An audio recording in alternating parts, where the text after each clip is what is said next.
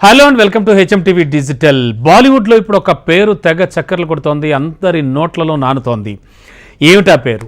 ప్రశాంత్ వాల్దే. ఎవరి ప్రశాంత్ వాల్దే అంటే అతని వెనక చాలా పెద్ద కథే ఉంది. అయితే ఆ కథ వినే ముందు ఫస్ట్ ఈ విషయం మనం మాట్లాడుకోవాలి. బాలీవుడ్ బాద్షా షారుఖ్ ఖాన్ గురించి మనం ప్రత్యేకించి పరిచయం చేయక్కర్లేదు. ఒక జవాన్ లాంటి సూపర్ డూపర్ హిట్ మూవీ తర్వాత చాలా జోష్మి ఉన్నారు.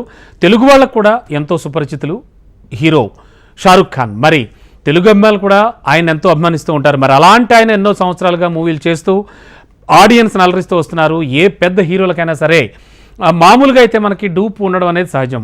ఎస్, ఇప్పుడు ఈ ప్రశాంత్ వాల్దే పేరు ఎందుకు తెరపైకి వచ్చిందంటే షారుఖ్ ఖాన్కి గత 15 ఏళ్లుగా ఆయన డూపుగా చేస్తున్నారు. ఎస్, ఆయన గురించి ఇప్పుడు మనం మాట్లాడుకోవాలి.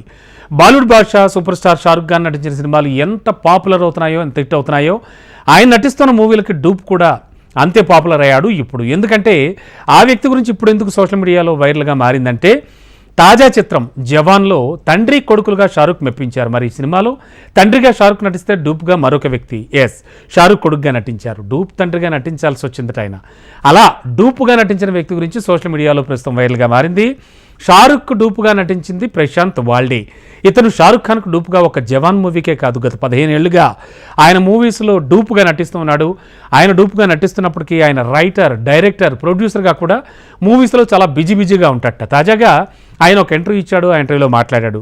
చాలా ఇంట్రెస్టింగ్ విషయాలన్నీ బయటపెట్టాడు. మరి జవాన్ మూవీలో ఓ సీన్ ఉంటుంది, తండ్రిని కొడుకు హక్ చేసుకునే సన్నివేశం. అది చేసేటప్పుడు షారుఖ్ కొడుకు గెటప్ వేస్తే ఆయన తండ్రి గెటప్ వేశాట. షారుఖ్ నన్ను కౌగిలించుకున్నారు, ఇంకా నేను కొడుకు గెటప్ వేస్తే షారుఖ్ తండ్రి గెటప్ సీన్స్ చేశారు.